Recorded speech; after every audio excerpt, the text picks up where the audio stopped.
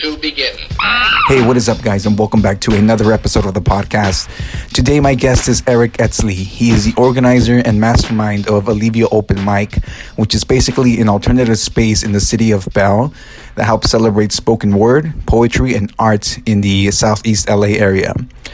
He joined me today to talk about the importance of creating spaces that fill the creative voids in our communities and the lack of the educational access in public schools on financial literacy, emotional intelligence, and among other stuff, sexual education, and how we can take the initiative to better educate ourselves, our communities, future generations, and so on and so forth. So I hope you guys enjoy the conversation. I know I did. And yeah, without much further ado, enjoy. Today's music spotlight is with the Rippertons with their song Back to Me. You can follow them on YouTube, Spotify, Instagram, check out their music, buy some albums. And if you're interested in finding out what their sound is like, stick around at the end of the episode for the full song and just show some support. What can I say? Well, that's it. I'll catch you guys later. Enjoy the episode.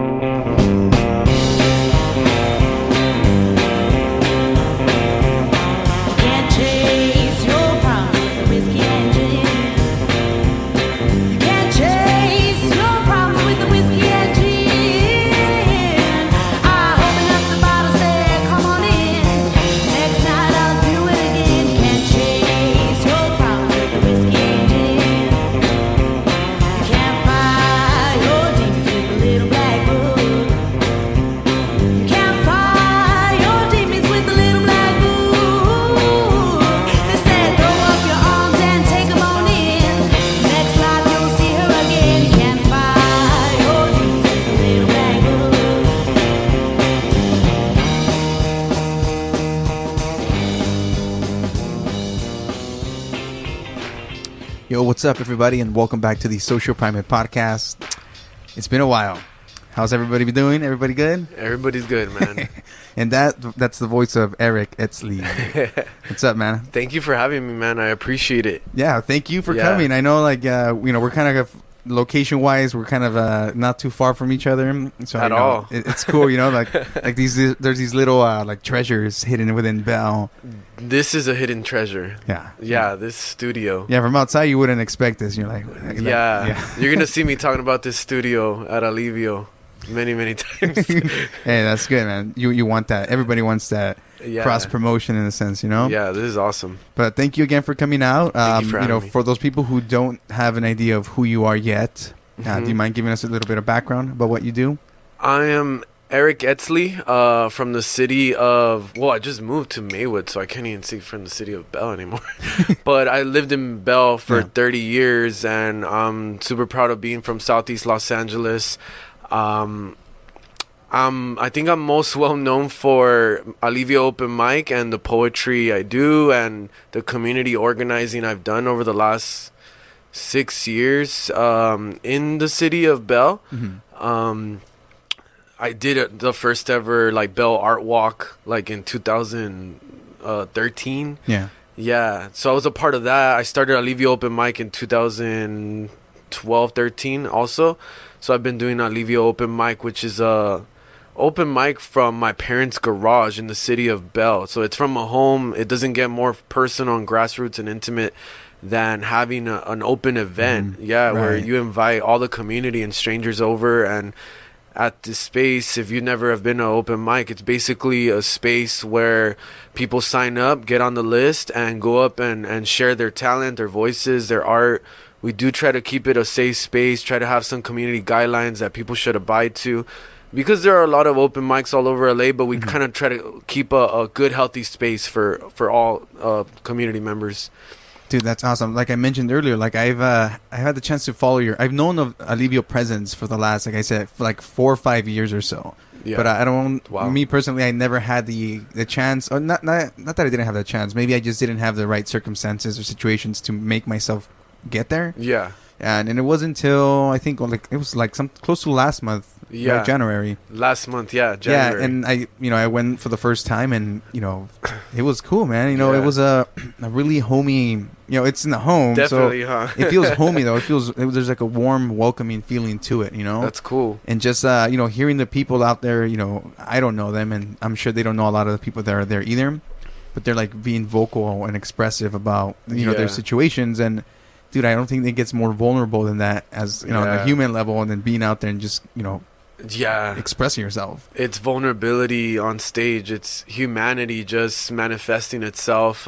Throughout the night, you'll feel happy or frustrated, sad, mad, reflective, depending on what is being shared. You'll go through a different range of emotions, and I think there's just this pulsing like connection that happens at Alivio that I think people crave and hunger, and that's why it's been successful and has been going on for so many years. And it's also because we do live in Southeast Los Angeles, and unfortunately we have voids that we need to fill.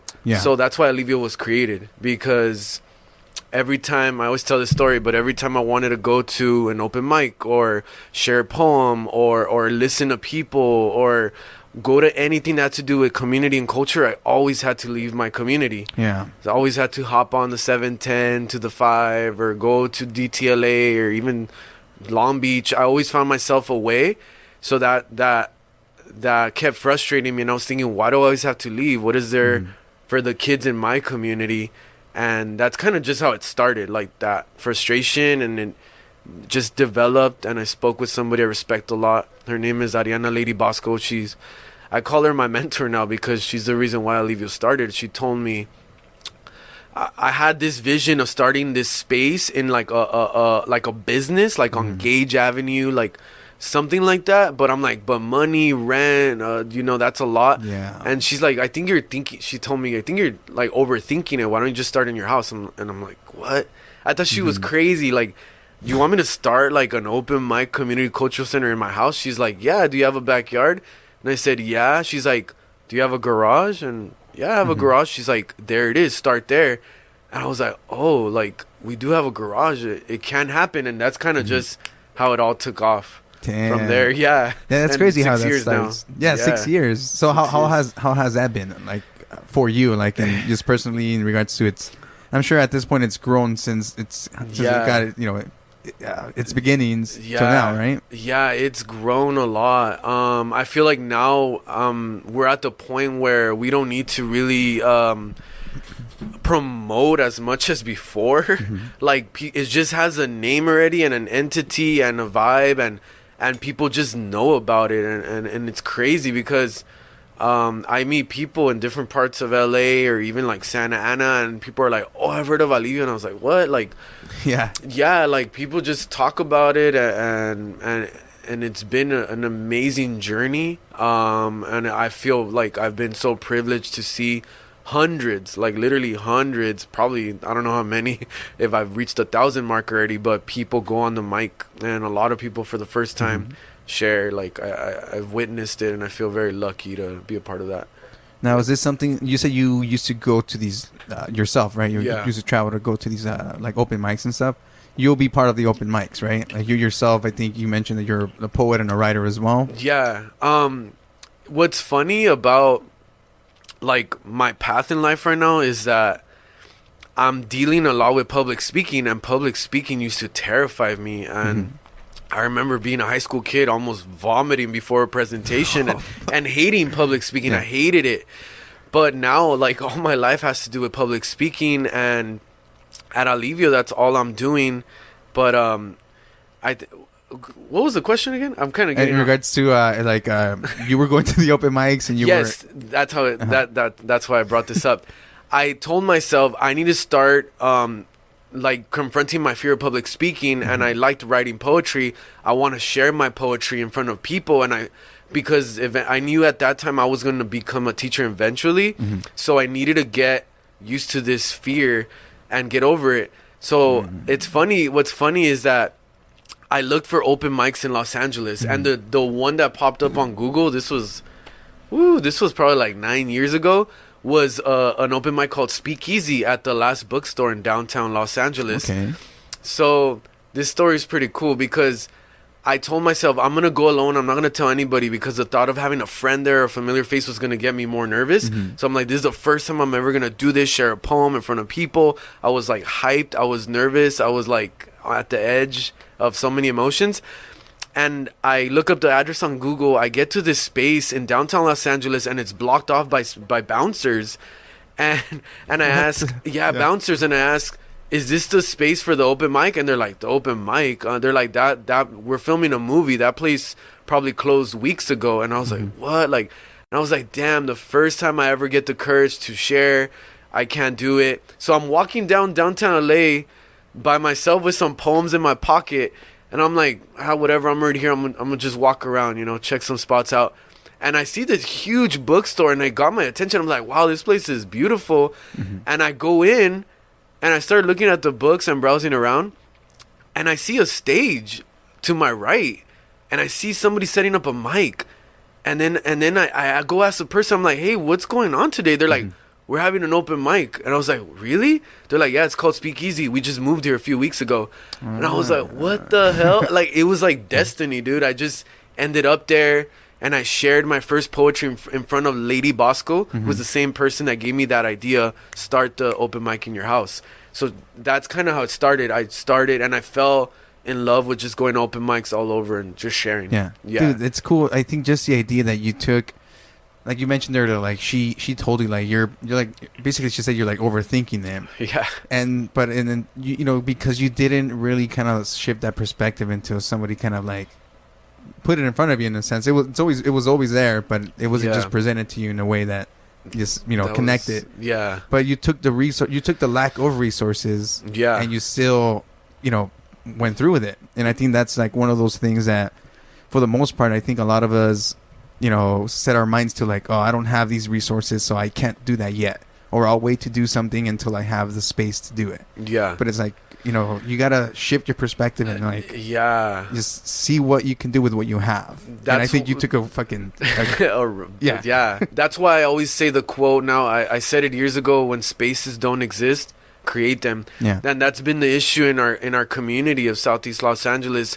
We lack spaces where like-minded people can come together and just like share their ideas and create other collectives and spaces. But through Alivio Open Mic, I know for a fact that other movements have grown, like collectives.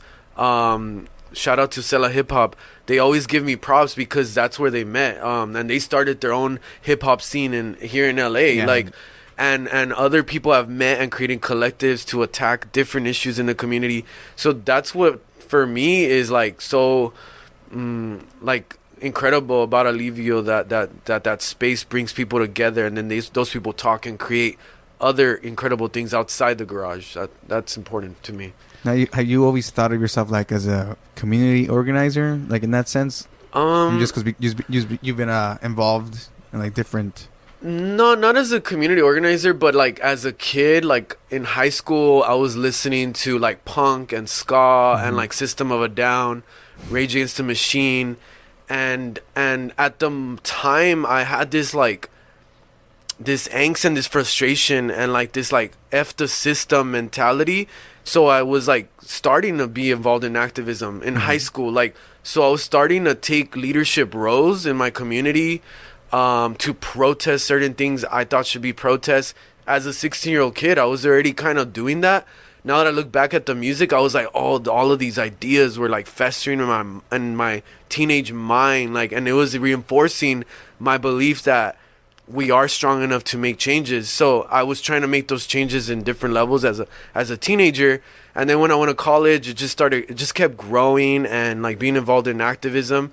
And then more like community oriented work started. Yeah, like I was a part of like Southeast Los Angeles Collective, which was a collective like that was pretty strong, and we did the first ever Bell Art Walk. And then I created another collective called Proyecto Vecindad, where we did like Know Your Rights, seminars. We did other arts activities. We worked with Ciclavia. We did good work. And the ultimate goal has always been to open a community cultural center, like somewhere out like on Florence or Gage, a space where all the community can go and teach each other and like have a studio and do events. Like that's always been the goal. But when it comes to that, the issue is always money. Cause yeah, of course, money, and like we've run into certain issues. We've done a lot of fundraising, but people don't want to loan out a space for like 6 months, and they want to loan out a space for like 2-3 years. I'm like, we don't have the money for that. Yeah, so that's a course. constant issue. Yeah, no, that's what you say. You take what you got. Unfortunately, because I mean, for example, I've been to another location. What is it called? What was the place called? Oh man, Where at? it's called. It's like a poet. It's like a poetry magazine. It's called Dryland. Oh no, I think at this time it's changed names. Fuck, I'm so sorry. I don't remember if you're listening. Is that around here? It's in like Boyle Heights area. Oh, okay. Yeah, but they used to hold like open mics too. But it was more like focused on people of color. Okay. And they're trying to bring those safe spaces as well. Yeah. But similar to that, I saw how she started her thing too. Like it just started off with some online blog that was basically like different articles. Yeah. And now it's become into an actual book. So it's like That's just so cool. taking those resources and just keep going and making that ball roll. Yeah, and I feel like you're doing that here. In this, like we're in a garage right now. If you didn't know that, incredible the things that can happen inside a garage, right? So we're in a studio right now, and this studio gives space to about 8 other channels. You said, Yeah. So that in itself is incredible because it's streaming out to a greater audience, and I appreciate you for having me right now because I'm able to get my word out to other people as well. And this is kind of just a ball that keeps on rolling. And from this, somebody out there's going to see it and be like, oh, I'm going to go to Alivio. I heard about it here. Or, oh, I'm going to check out Social Primate. Or, that's how it happens, is supporting each other, supporting people in your community. Now, for yourself, I know you mentioned, I don't know if you want to touch base on this, but I know you said you're like an educator, right? Yeah. Like, with that being said, like high school, so with that being said, you're in a real sense, you're in a way molding, like, or you're putting information in front of these students, and hoping that they take the information and perceive it differently. I've had high school teachers that up until this day, 10 years after high school, I'm still like, I remember what he said, and it's those words that made me either decide whether to do something that I know I should do, whether I shouldn't do it. And it's interesting, because you have that influence, and you're gonna have that influence moving forward, or them moving forward. Yeah. So like, how do you approach like that based on how you were 16 listening to Rage and punk rock and just saying like fuck the system? I feel like I encourage students to question and be rebellious when it's purposeful. Mm-hmm. And I think when they hear me say those things, they're like, what the hell? Like, my teacher is okay if I don't want to stand up and pledge the flag? Like, and I feel like there's a lot of teachers, unfortunately, still, like, that force their students to get up, stand up, and pledge, or they threaten them with, like, a bad grade. And I'm like, technically, that's illegal. And this is the United States where they have freedom of speech. So I feel like I try to take an approach to educating my students, to letting them really develop their thoughts. Like, if you don't want to do certain thing, why don't you want to do it? Like, it has to be something purposeful too. It's not like, oh, I want to have my headphones on and my hoodie on and turn my back to you. Like, that's not purposeful. Yeah. But I encourage them to think for themselves, and I do events there at the school too. Like, I do like this big poetry event twice a year. So for many of these students, like, sharing themselves, like, is very difficult. But like, I've seen so many students do it, and it's crazy. I don't know if any research has been done, but it's contagious. Like, once one student shares a poem and is vulnerable, all of a sudden 10 more like, I want to do it too. And I'm like, what the? And I've seen this contagious like manifestation among students, and even at Alivio, like I see it all the time, and I was like, I wonder what it is. I don't know, but I encourage them to be artistic and to share, and you know, being a teacher is like right now is like, it's always been tough, but I feel like now, like, there's just so much emphasis on standardized testing and things that are not going to change these kids' hearts and minds. And I feel like I try to, like, dig into the core of their humanity and remind them who they are and what's going on around them. Yeah, no, I get what you're saying. Like, it's like a quick example. Like, I have a son. He's 8. He's gonna be 8 this year. Wow. So congrats. Yeah, thanks. So, you know, like, I remember being 8, you know, and I remember what was being presented to me, and a lot of the stuff was just, you know, just having fun, you know, and it's cool. But I did feel like I didn't have the greatest role model, you know, at least in the sense that I hate to throw my dad under the bus here, but I'm gonna throw him under. No. But you know, it's just the communication was just different. You know, there was 2 different cultures. He comes from Mexico. I'm thrown into this culture here, and I don't. I wanted to touch base on that disconnection of like the culture identity. I don't know what you want to call it. Also, probably machismo too. Like I feel like a lot of Mexican dads, like macho dads, they provide, then they feed us, but they don't feed our hearts or our emotion because they've been conditioned as well by their own fathers to not show emotion and not be vulnerable. And I feel like I see that a lot in my friends, you know, and I have a lot of guy friends, and they open up to me in ways that I'm like, what the hell? Like, why don't you talk like this to the other homies? Because they're going to call me a bitch. And I'm like, but that's human shit. Like, he's crying too. That guy's crying too at some point. That fool's crying in the shower by himself. He's going to get a heart disease because he doesn't open up. Shit. Like, you know, be honest. Be who you are. No, it's true. And so that's why I try manifesting, like, little by little into my son. You know, like, that's awesome. You know, try to express yourself. You know, you shouldn't. How can I say it? I mean, express yourself, you know, because it's healthy to express yourself, whether you're having negative feelings or positive ones, right? And that's not something I had them teach me. Sorry. Yes. So it's like I had to figure things out on my own, and it wasn't until later in life that I got more comfortable with certain things or fundamentals that I needed in life, in a sense, you know? Yeah. So, you know, like you said, I try to ask like the questions like, hey, why do you think this and this happened? Like, he was watching Star Wars the other day. And I try to go in further, like, hey, so what do you think about Anakin Skywalker? If people haven't seen it, he kills a bunch of little kids, right? Oh, yeah. I just rewatched it, and I was like, oh, I you know, he just murders them in cold blood. Kids, and I told him, like, what do you think about that? And he's like, oh, I think it's wrong. I was like, and I used to try to question him, like, why do you think it's wrong? You know, like, try to just get his mind a little, like, like, oh, fuck, mind fuck, you know? And develop it. And obviously, he's still not into that. He's like, I don't know, Dad. He's like, just leave me alone. Yeah, just leave me alone. And I'm like, all right, fine. But I got him, you know, I got the conversation going in his head. That's cool, man. So I think, you know, you being in that position where you have to tailor to what these, you know, new kids or the new generation are going to be. The TikTok generation.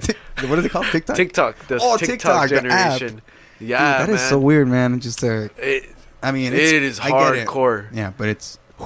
Yeah. I remember being addicted to MySpace. Yeah. But, like, I had to wait to go on a computer at home. Like, these kids have their addiction, like, on the phone, in their hand, 24/7. I can't imagine being in high school at this age, you know, digital age. With I mean, we had it a little bit. I had the fucking Razor phone still, you know? Sidekick. But there was no, like, full-fledged internet on the phone, you know? I had, like, a little cheap smartphone. Yeah. You know, it's like, now people can pull up their phone, and I can imagine how it's crazy in school. It's just trying to... Yeah, that's probably the worst thing, the phones. Like, trying to manage that. That's the toughest. Like, they're honestly, they're addicted. Like, I don't know any other way to say it. They're compulsive. Like, they have to... They don't even notice it sometimes. They're like... Oh shit, it's in my hand, like, sorry, like, they don't even notice it sometimes. Damn. It's just so automatic, like, the reflex. Phone, eyes on phone.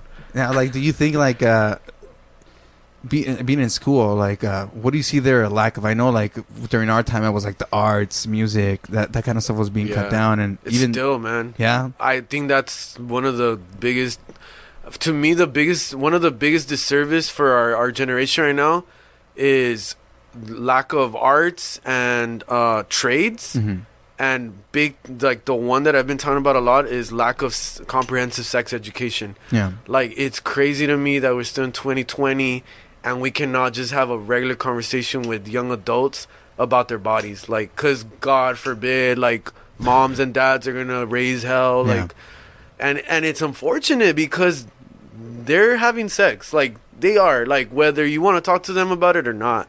So you keep them in the dark and they don't know about consent. They don't know how to protect themselves. Yeah. They still think women pee from, like, the vagina. Like, they don't Oh, yeah. they just don't have any awareness.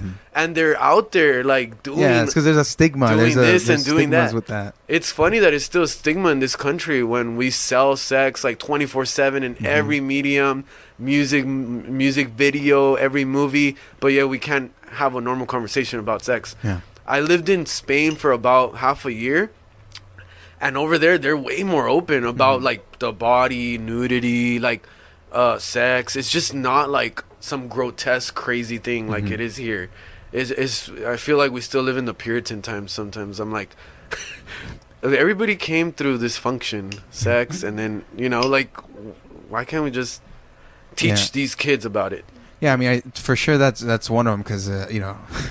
They ask me stuff, and I tell them straight up, like, because I'm reading a book called Henrietta Lacks right now, The Immortal Life of Henrietta Lacks, which is an incredible book about this black woman whose cells are immortal. Like, she's the reason why we can test on human cells. Through her, we were able to create chemotherapy. Her cells were the first ones in outer space.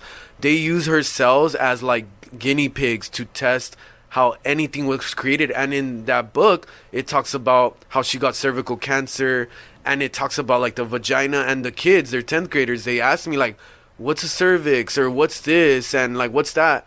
And I think a lot of teachers would take that opportunity to be like, oh, this is English class, we're not gonna. But I'm like, I tackle it straight on. I'm like, let's put a photo up there. Let's talk about this function. Like, and I feel like they really appreciate that, just that honesty. And if you don't make it weird, most of the time they don't make it weird either. They, like, if you just are very like upfront and honest with them, you will get their attention. But if you like are dumb about it and you're insecure about it, the kids catch on, and then the boys are gonna start making jokes and saying dumb shit, and like, you gotta just cut it in the root, and like they'll catch on. Like, I've seen that, like, they can be mature. They can be mature. It does exist. Yeah, it does exist. Yeah, I mean, another thing, at least from what my experience here in high school, you know, I did go to Bell and to Elizabeth Learning Center. Oh, you went to Bell? Yeah, I went to Bell from 9th grade to like half of 10th grade, and then from there I went to ELC.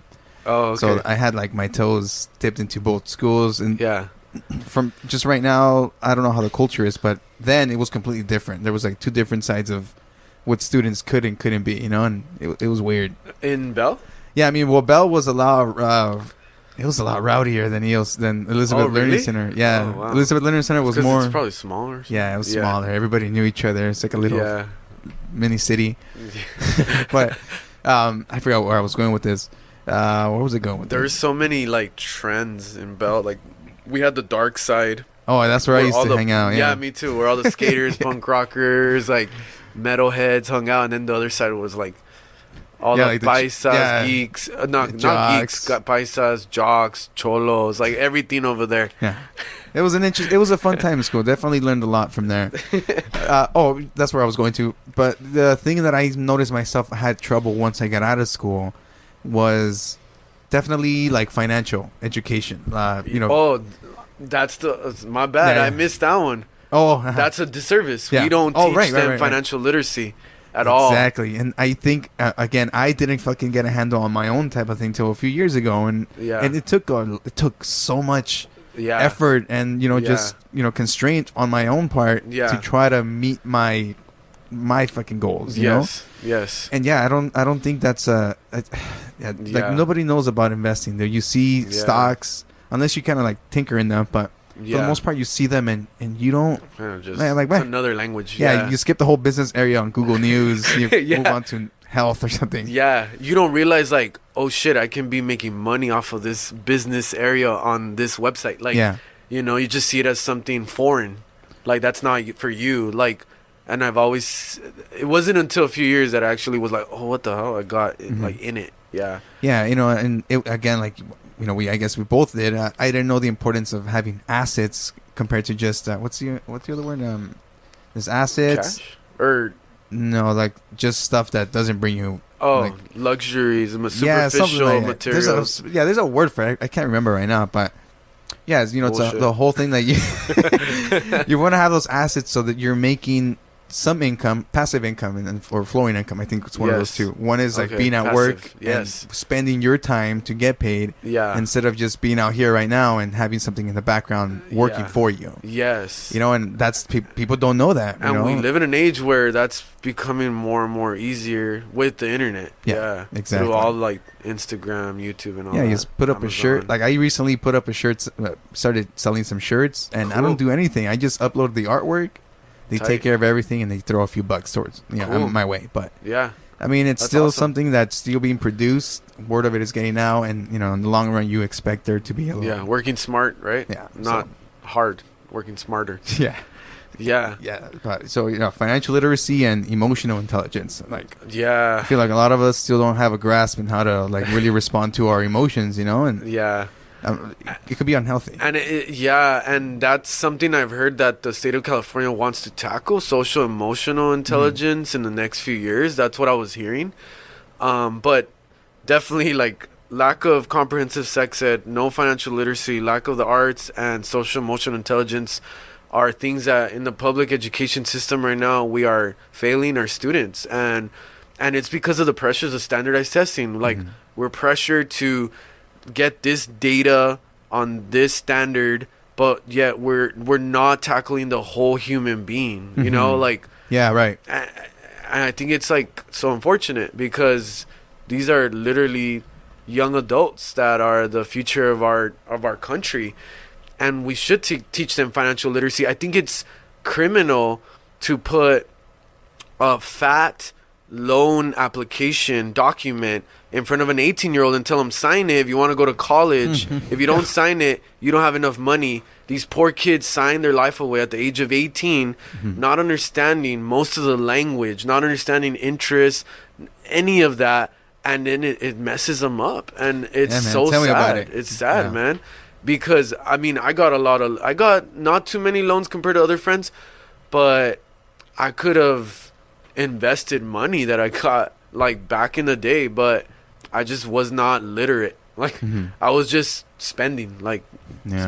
That's all I was thinking about. I wasn't thinking, hey, I can put this somewhere here in this little stock called Netflix, and it's gonna like grow. Like I never, nobody ever talked to me about those things. I mean, of course, I remember as soon as I turned 18, I got my first credit card. What did I do? I bought the fucking newest console. I think at the time it was like I don't know what it was. Some Nintendo console. Yeah. A bunch of games. And I was like, yeah, I'm rich, dude. Yeah. And it's because, again, like, you're giving an 18-year-old, like, a few couple $1,000. Yeah. And you don't know. That's the first time you ever have that much money at your disposal. What are you going to do? Yeah. You're going to buy whatever the hell you feel like you need or your wants, Dude, I didn't think about what a credit score was and meant. Like, and the significance of it until I think I was like 26. Damn. I'm 31 now. And the first time I ever like, I'm going to get Credit Karma and I'm going to look at my credit score. What's a credit score? What is it used? I think I was around 26 years old. And around that time is when I started getting involved in like looking at stocks and like investing and like learning how to save smart and learning about different savings accounts that can get me more return.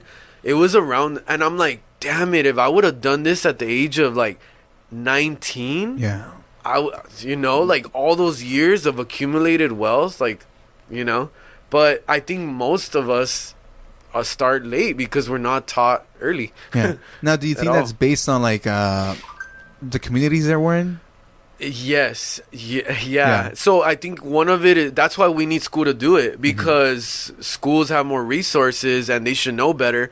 But we live in a community of immigrants, and they're just trying to get by, and probably they're working lower paying jobs, so they're just trying to put food on the table, and they don't have time or probably means to put money away to invest because they're just trying to make ends meet.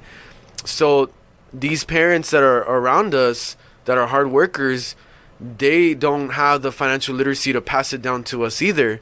So where do we get it from, you know?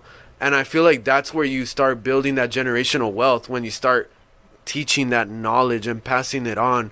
But you know, a lot of our community is immigrants or first generation. Yeah, for sure. Once you get to Downey, you get a little bit more second generation. Once you get to Whittier, go a little more second, third. Yeah, and then they start forgetting about the Canadian ones. Yeah, and then once you get like over there, you're just white. Like even if you're like Gonzalez, you don't even identify with Latino or anything. Now you mentioned like the standardized testing. I know that was a huge thing. Also, I mean, I think it's always been like a huge thing. I know. I don't think they do the Casey anymore, right? The Casey exit exam. Or they actually like banned it. Like, oh yeah, I think the last class or the second to last class to take it, and then they got rid of it. They said it was just unfair. Like it was an unfair test.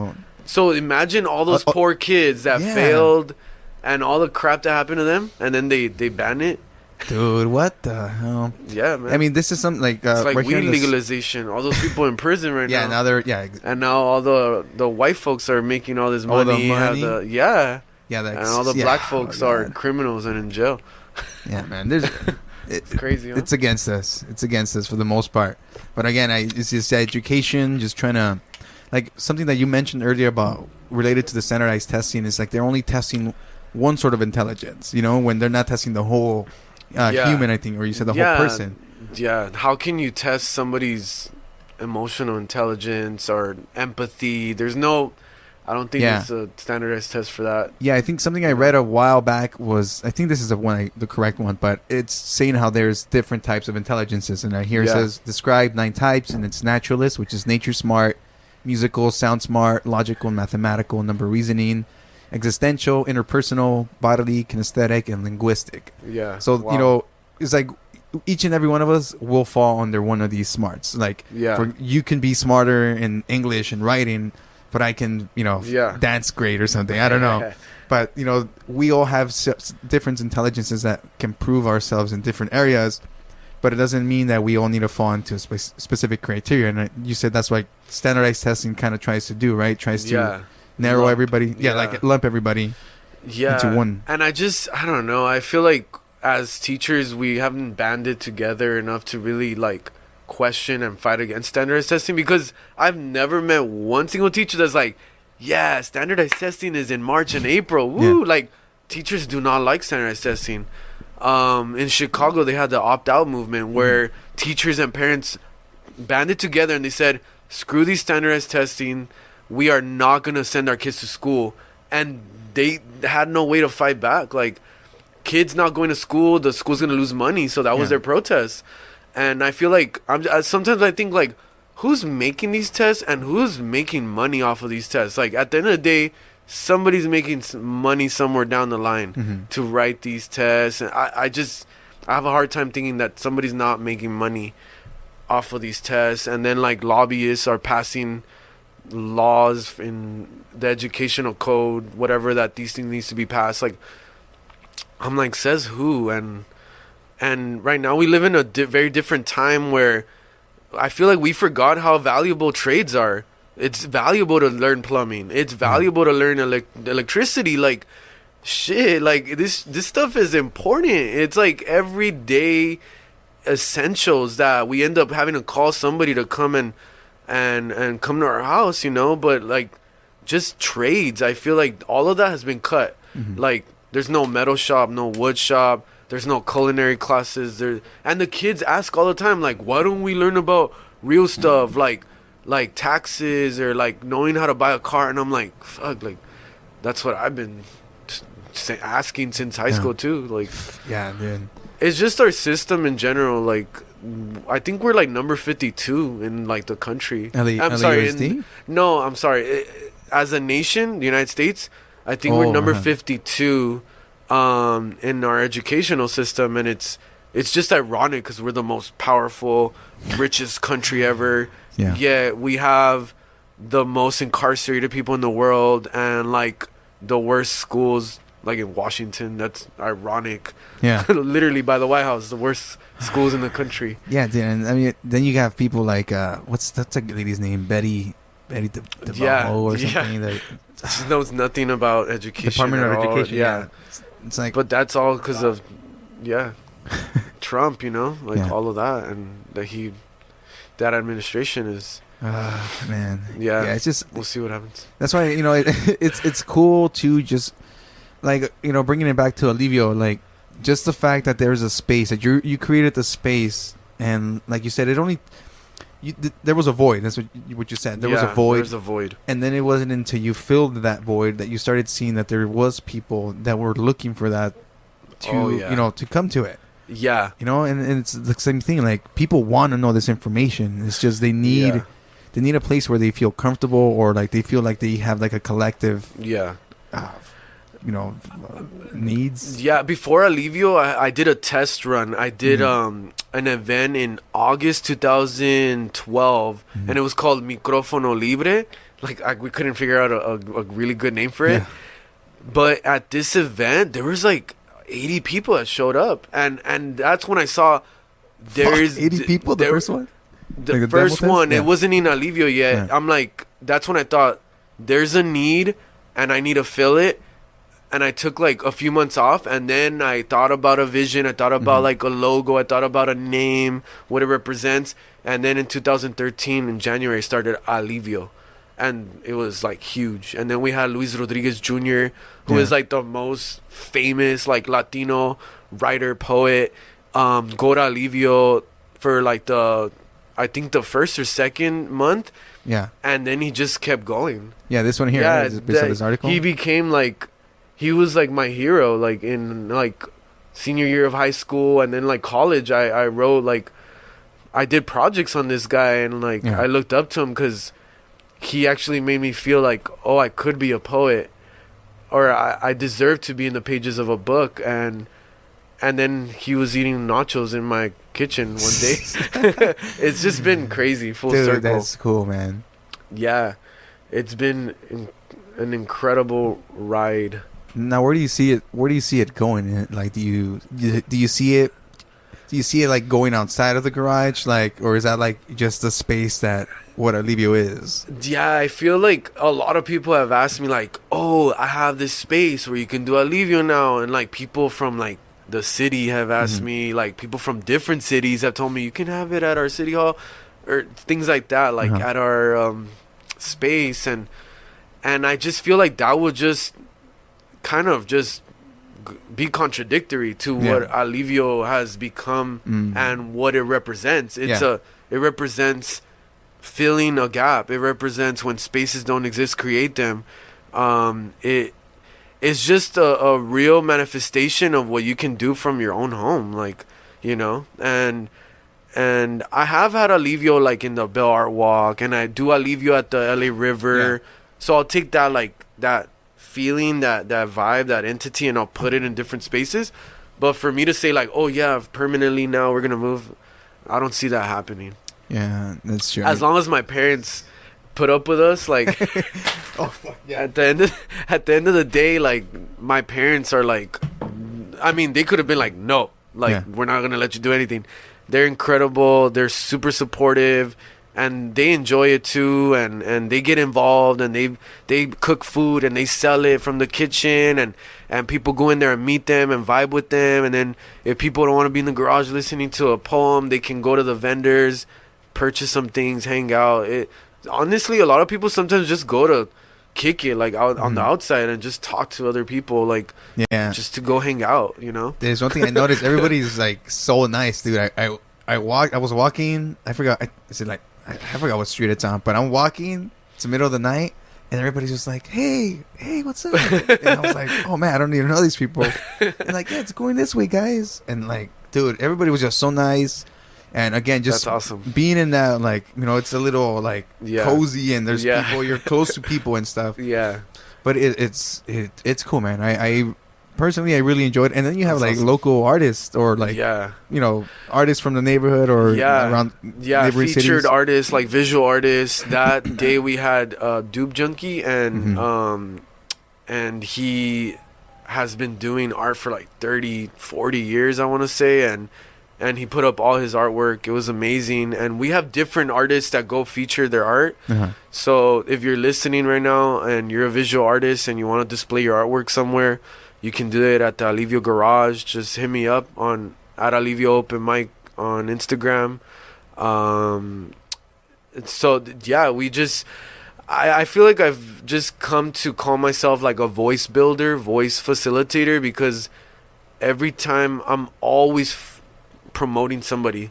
Like, I don't remember the last time in the last 6 years that I didn't go 1 week without promoting somebody else's voice, somebody else's art. Like, I'm in the business of bringing people up, like, in any way I can. And for me, that's like so gratifying to see that kid that's 17 and scared and goes up on the mic and shares something incredible and maybe cries. Like, for me, that's like the most gratifying thing, seeing people be the most authentic versions of themselves in front of others. Like, that's gratifying for me. Yeah, that's true. I mean, I think that's like the start, at least the times I've had to conquer little fears on my own, like, whatever it might have been. Yeah. I feel like it's just made me understand myself a little better, and just to give validity to my experiences and to understand that there's somebody out there that can relate to them, and well said. Yeah. And, it just, there's something liberating about it. There's definitely something about it.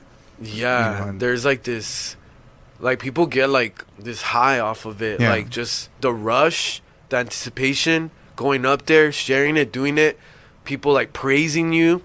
The crowd of Alivio, like, is like, sometimes, like last month, it was extra hype. Like, they were just so excited about everything and anything, and that feels so good. Like, when people are like that, and you're that first timer, and it's the first time, and you're like received like that, people love it. People feel accepted, and they feel good, and they feel like welcomed. So I've always said, it's not a competition. It's not about who has the better this, the better that. Like, it's about just go up there and share your truth. Yeah, that's what it's about. Dude, that's so cool, man. And before we start wrapping this up, how the idea of making Alivio, like, I hope I'm using the right word, inclusive to everybody.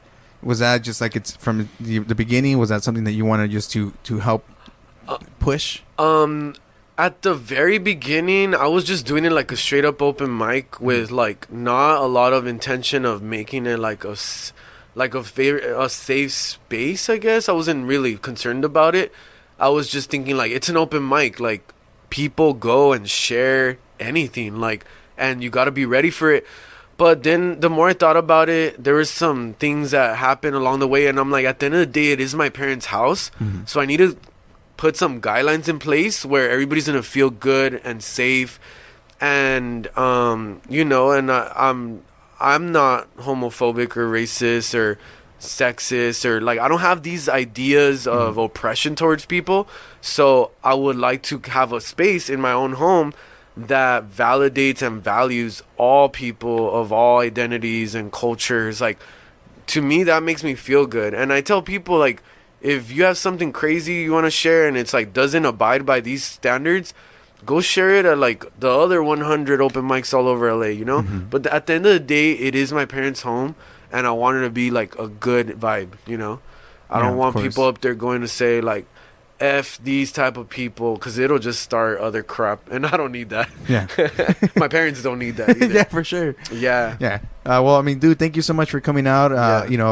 If people want to, I know you have one, I think, the 28th of this month, right? Or is it 28th? Yeah, the 28th, next Friday, we have another event, and we're going to have 3 featured artists, Sneaky, Matadillo, and Woodsy, who is the first ever feature from London. Like, oh shit. Yeah, I've never people have hit me up from all over the United States to go to Alivio. It's weird. Like, people have hit me up from like the dirty South, like Alabama, from New York. Like, can I go to your event? Blah blah blah. And I tell them, so it's a garage, and we're about this and that. And sometimes they're like, oh, what? It looks lit. Like, it's a garage. I'm like, yeah. So they're looking for other things, but like, this is the first guy from London. I checked out his page and I was like, oh, wow, I really like his stuff. I was like, let's do it. First time ever. He's gonna be here from London. Damn. So it's gonna be cool. Woodsy Graham at Woodsy Graham. And then we're gonna have the first ever visual artist. That's a high school student. She's actually my student. Oh, yeah. shit. So she's gonna feature her art in the garage, and she's super excited and nervous. So I'm very excited about that, to have a high school student feature their artwork. Yeah, it's gonna be awesome, dude. I mean, but it's like those little things that just that small opportunity that gets ingrained in you're like, dude, I want to keep doing this, yeah, dude. It's awesome. I think it's awesome what you do, man. Thank you. But again, if people want to go to the Alivio Open Mic, what's the best place to find the website or your location? Alivio, it's spelled Alivio. So you can look up Alivio Open Mic on Instagram at Alivio Open Mic. If you want to follow my personal account, that's at Eric with a C, Eric Eztli, Eztli. I'm also a poet, a spoken word artist, and I do writing workshops whenever anybody wants them. I just released a book titled From My Blood. It's my first book of poetry. It took me about 2 years to finally like publish it and do all that. So I'm gonna like start putting that out there more now, and start going to different events and having my book in different places and selling it. Yeah, getting the word out. So it's been a ride. Yeah. Dude, well, I hope you keep doing it. Thank you. And I'm very much looking forward to it. I'll be there, man. February 20th, awesome. I'll be there. Cool, man. It's cool, man. Again, people, thank you guys for tuning in. And this was Social Primate. Thanks, Thank you so much. See ya. Peace out, everybody.